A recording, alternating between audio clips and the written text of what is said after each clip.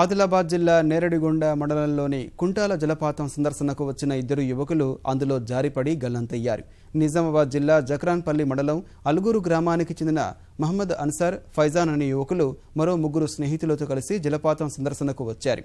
ఇటీవల వరుసగా కురుస్తున్న వర్షాల కారణంగా జలపాతం ఉధృతంగా పొంగి పరవళ్లు తొక్కుతోంది. జలపాతాన్ని యువకులు అతి దగ్గర నుంచి వీక్షిస్తుండగా పారే నీటిలో జారి గల్లంతయ్యారు. కుంటాల జలపాతంలో ప్రమాదకర సుడిగుండాలు ఉండడంతో గల్లంతైన యువకులను రక్షించేందుకు సాటి పర్యాటకులు ప్రయత్నించినా ఫలితం లేకుండా పోయింది. గల్లంతైన యువకును గాలించేందుకు పోలీసు సిబ్బంది, గజ ఈతగాళ్లు, బేస్ క్యాంపు సిబ్బంది చర్యలు చేపట్టారు.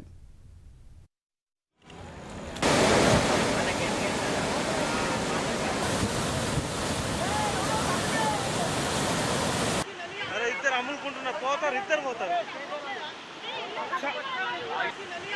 అమ్ముకుంటున్న పోతారు.